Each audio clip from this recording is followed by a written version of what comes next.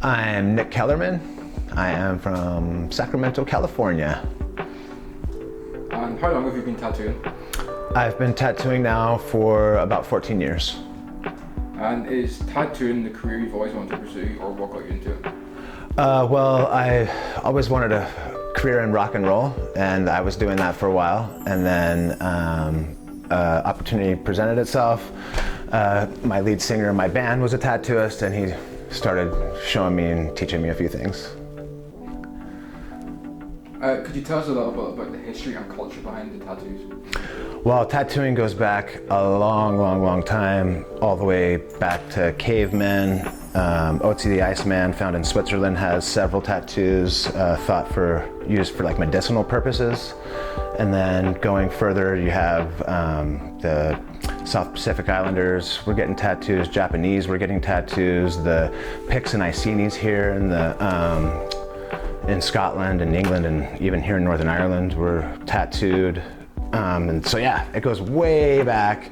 And yeah, it's just been becoming more and more popular as it's been on TV and stuff.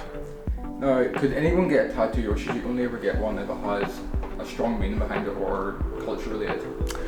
Well, I mean, tattoos are pretty personal. It's totally up to the person. But I mean, they're not for everybody. Some people don't like them and want to keep their skin clean or whatever. But you know, we all get scars at some point or another, but you're actually in more control of the scars you get when you get tattoos. And obviously tattooing, there's a lot of like risk in it. So what sort of precautions do you need to take while tattooing?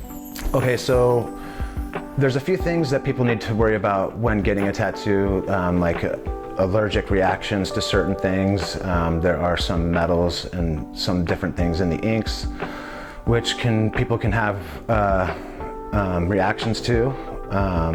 There are things like, you know, well, always cross-contamination and things like that, but then keeping up with like hygiene and keeping things clean is always, you know, stopping that. But yeah, there's a few risks involved. You want to just, you know, after you get a tattoo, you want to follow the instructions that we give out. You know, clean it 3 to 5 times a day and put aftercare ointment on it for the first 2 weeks, and it should be healed in a couple weeks' time. Do you have a particular style that you enjoy or excel at? Well, I really like the traditional sailor tattoos, just because there's a rich history with that, and then they never really have gone out of style. So, and people are still getting those designs. So, but yeah, I like that style, and I like all tattoos. All tattoos are brilliant. Now, a lot of people have an interest in doing tattoos, but they're not maybe exactly good at art. Is it still a career you could pursue if you're not good at drawing?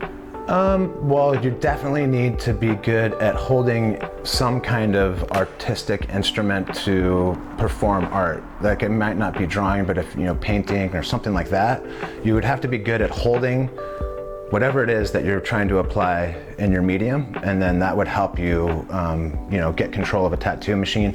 Tattoo machines are also things that you have to understand how they work and how they operate. So if they ever break down, you know how to fix them and things like that. So it's a little bit of mechanical side and an artistic side as well.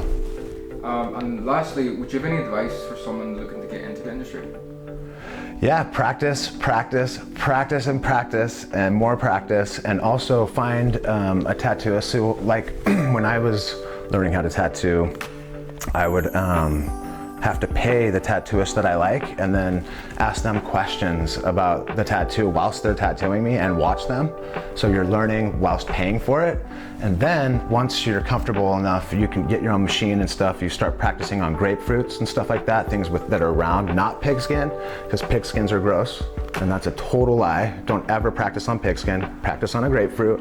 It's round, just like all parts of the body, and plus it's not gross, so you know you're not going to have a bunch of nasty things on your machine or anything like that afterwards. But you want to practice with that, and then once you're good at tattooing on a grapefruit, you tattoo yourself on your legs, mostly places where people can't see, and that's, well, at least that's how it was when I started tattooing. And then once you're good at tattooing yourself, you find somebody who's willing for you to tattoo them.